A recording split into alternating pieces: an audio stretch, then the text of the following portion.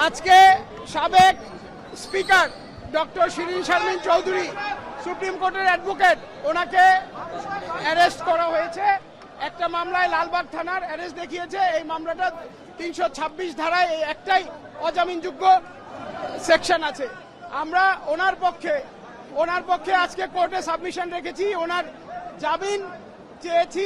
ওনার বিপক্ষে যে রিমান্ড চেয়ে যে অ্যাপ্লিকেশন দিয়েছে প্রসিকিউশন টিম, সেটার ক্যান্সেলেশন চেয়েছি এবং ওনার ডিভিশন সুবিধা যাতে দেওয়া হয় সেটার আবেদন কোর্টকে জানিয়েছি।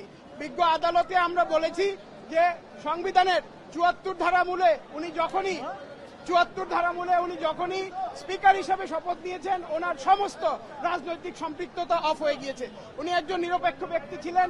ওনার নামে এই পর্যন্ত কোনো ব্যাড রেকর্ড নাই এবং আগাগোড়া উনি একজন কমপ্লিট ক্লিন মানুষ এবং উনি প্রথমত নারী এবং যে সমস্ত খুন এবং অন্যান্য আপনার এলিগেশন যেগুলোতে বেল দেওয়া যায় না, অজামিনযোগ্য অপরাধেও সুপ্রিম কোর্টের সেটেল প্রিন্সিপাল অফ ল অনুযায়ী একজন নারীকে বিজ্ঞ আদালত বেল দিতে পারে।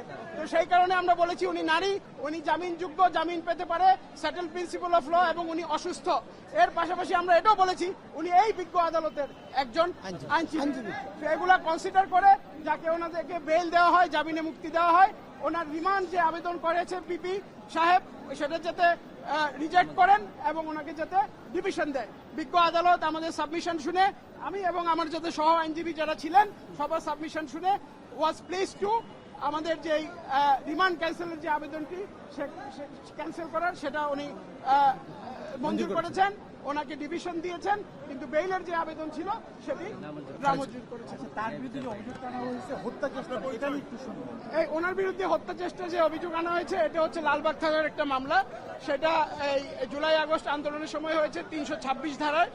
এই মামলায় একটাই অজামিনযোগ্য ধারা আছে, এটা হচ্ছে 326। কিন্তু যেহেতু উনি স্পিকার ছিলেন, ওনার কোনো রাজনৈতিক সংশ্লিষ্টতা একেবারেই ছিল না, তো উনি তো আসলে এই জুলাই আগস্টের সাথে কোনোভাবেই সম্পৃক্ত হতে পারেন না।